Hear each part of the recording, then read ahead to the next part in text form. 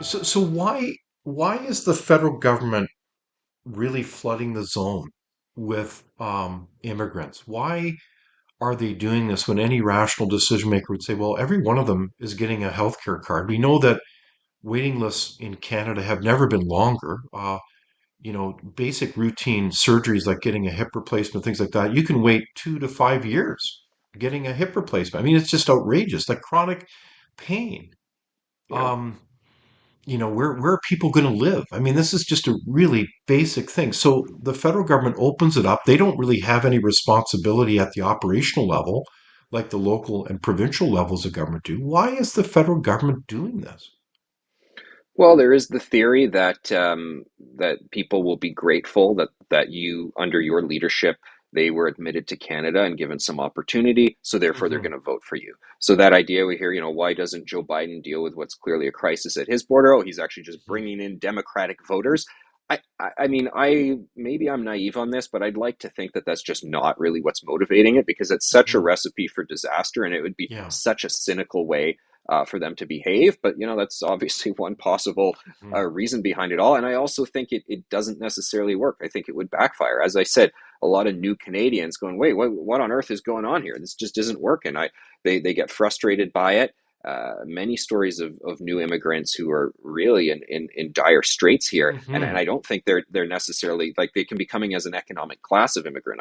I don't mean Hmm. refugees, so they can be coming with a job and thinking, oh Right. great, I got this $80,000 IT job. I'm going to be doing great. And then they realize, Hmm. what, 80,000? It's actually not helping me out that much in Toronto because I Hmm. can't get around and the rent's so expensive. So I'm never going to be able Hmm. to save to buy a house. What am I getting myself into here? So I don't think that those individuals are going to be liberal voters for life. I understand Hmm. there's a bit of Pierre Trudeau nostalgia around that, but I think the Hmm. situation was different. I don't think that applies now. So it's total recklessness. I also think there's other cynical politics with the idea that we will have large immigration numbers, and then our political opponents will criticize them, and then we'll call them mean Hmm. and racist. So therefore, we Exactly. can beat Yeah. them out. And again, I would really hope that we're not making major policy decisions like that for these sort of like cheap gotcha moment cynical reasons. But hey, maybe we are, David. So that would be Well, truly disappointing, but maybe we are. let's hope you're wrong. I mean, it's really quite disturbing how these decisions, if you care about your nation, how would you ever rationally make these decisions that are hurting people left, right, and center in this country? I mean, it's very disturbing. So, speaking of decision making, I want to talk about, you know, the challenges in our country and certainly local government from the point of view that you are an experienced journalist, Anthony. You've been studying these issues for a long time. And journalism plays a very important role in this country where we are able to look at the facts of issues, bring information, evidence to decision making. And it's a very important part of a free and democratic society. It's one of these pillars within a high functioning free and democratic society. So, how has journalism changed in your mind over the years and impacted the local democratic process? Oh, David, it's a great question, and it's a big one, and unfortunately, the answer is not a positive one. I said I'm an optimist. I'm not so sure about being optimistic on the media front. How journalism has changed, it's changed in a number of ways in recent years. One key factor is that journalism used to be considered a trade, and like with many trades, the workers would more identify as blue collar. Hmm. Journalism was kind of considered more of like a working man's line of work. It's recently become an elite profession for a number of reasons, and I think that's changed the attitude and the tone that people bring to journalism when they enter that. So I think a lot has been lost there. Then you obviously have the technology challenges where most media outlets are having major monetization problems. So they're cutting Hmm. staff just because that's the reality. I mean, I'm familiar with the balance sheets of all these outlets, and they're not doing it to be cruel. They need to do it. And then the Yeah. challenge becomes you have fewer people covering these different beats. So to our point about all politics being local, people are not, you'll have a person sitting at a desk basically churning out many news stories a day that are really just kind of summaries of what people said on Twitter, or snapshots of what people said at question period, but they're not able to go out and cover what's really going on with crime. Let's check that Hmm. out. What's going on Okay. at the school board? So how we talked about earlier, things have been happening at your school board that you don't approve of. How did this happen? Why don't I Hmm. know about this? Well, it Hmm. was, you could have known about it in the past. There were Hmm. reporters who we used to hire people in media who would be the school board reporter. That was a thing. Hmm. That is Hmm. long gone. That doesn't happen anymore. I also know for a fact that journalism schools, unfortunately, teach people more activist journalism now, that you need to be a part of the story and you need to do your own sort of lobbying and activism in Hmm. how you Hmm. approach the beat. So there's not that much different from a journalist and a Twitter warrior in many cases. It's quite unfortunate. So I think a lot of things are transpiring. There are new models coming out. There's exciting things. Substacks have allowed individual voices Hmm. to be empowered, but we don't need that many more opinion writers out there, as much as there are amazing opinion writers. Really, we need people to go out there and do the frontline work and the sleuthing and get the documents and tell us about what's really happening in our daily lives. And that's what we're missing right now. I think you're right on, Anthony. I recall certainly when I was an elected official, I really was so appreciative of the local media and how consistently they covered whether it was local councils, school boards in great detail. Like you could tell they were getting into the details of those agenda. And if you don't get into details, you miss everything, ultimately. And so, yeah, no, I think you're right. There's a huge vacuum there, and that's a shame because that's where local democracy occurs, right? Is digging down deep into the story and then being able to hold people to account and opening up discussions with the community. That's empowering. So I think that's a great vision, Anthony.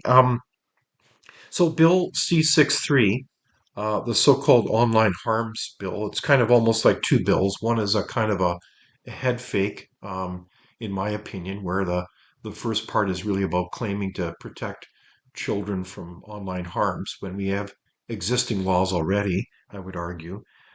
So it's kind of cover. It's something that, you can't really argue against in some measure.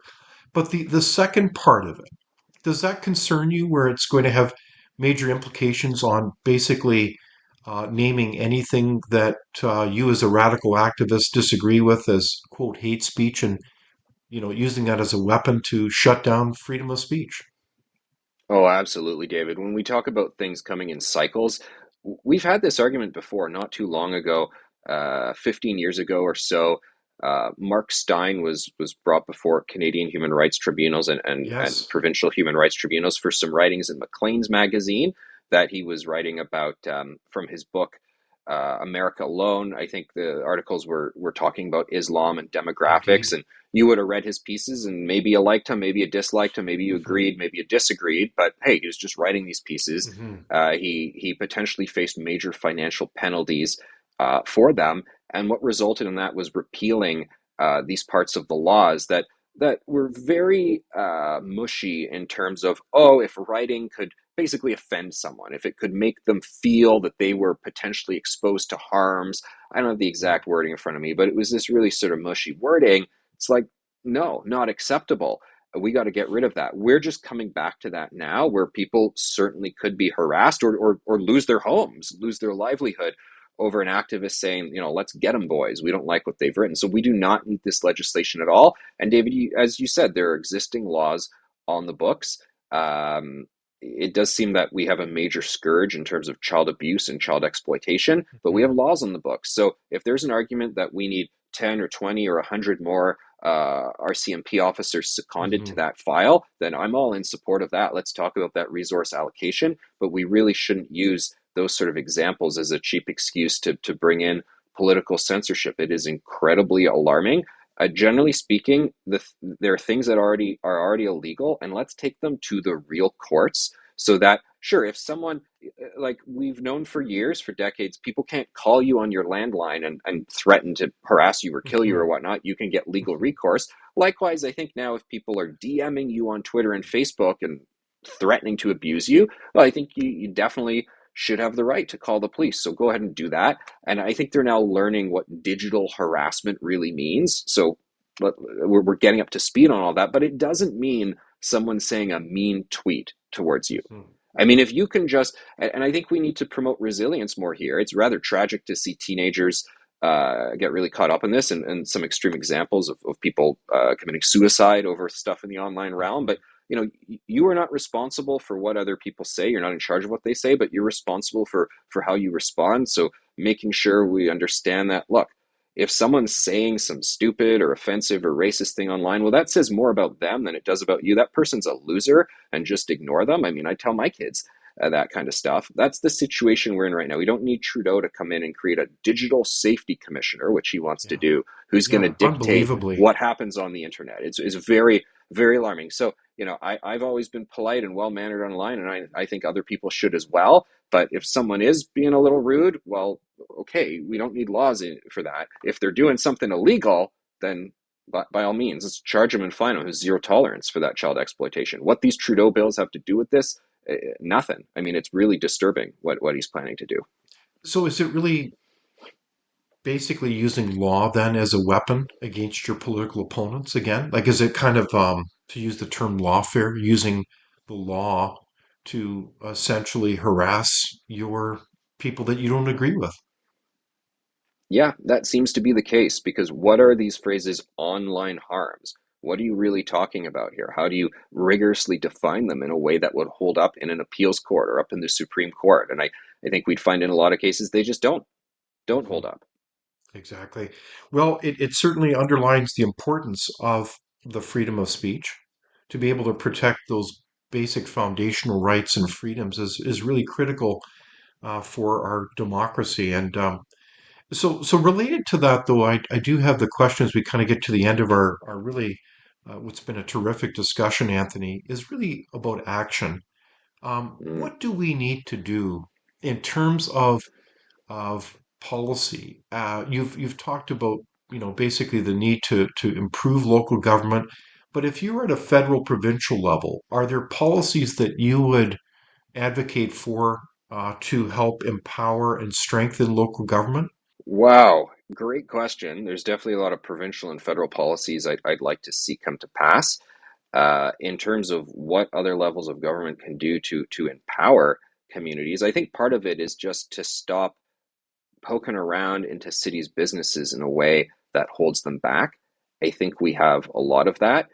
I've definitely heard from so many job creators in Toronto who are troubled by this capital gains Mhm. tax that's been brought Indeed. in.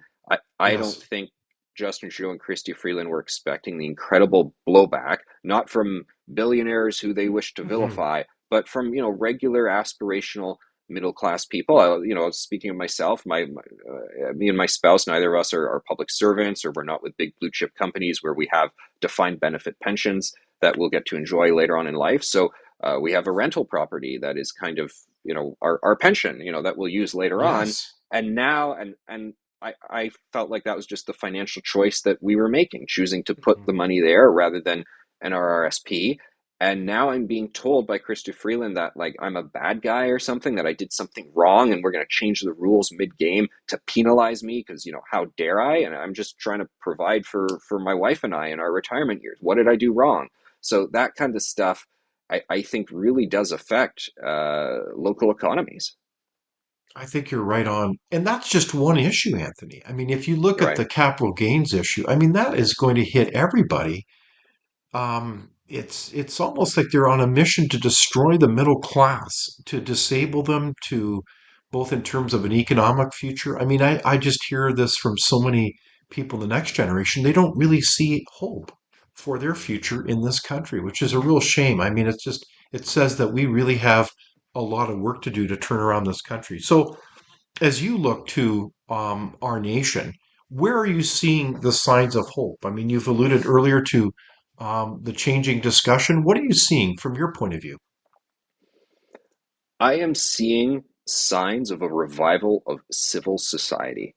We have seen in the past decades the growth of the bowling alone thesis, that idea that people stop being involved in community groups and Rotary clubs and Mhm. sports leagues like bowling. So now people bowl Yes. alone rather than in a group, where the phrase comes from.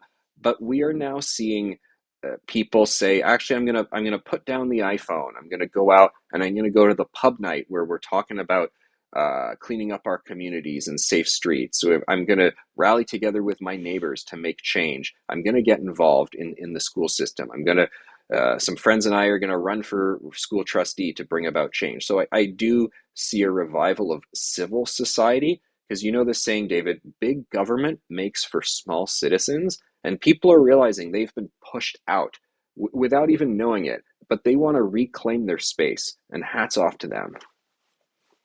I like what you're saying, Anthony. So let's get involved and speak up and engage. And Anthony, it's been a real pleasure to have this conversation with you. And I want to thank you for your work as both a journalist and for having the courage and commitment and care for our country to be involved and to run as a electoral candidate as mayor in the city of Toronto. Thank you for joining us. Oh, thanks so much, David. It was my pleasure. Thank you. Without open discussion and debate, you're not thinking, nor are you free. Comment below. We'd love for you to join the conversation.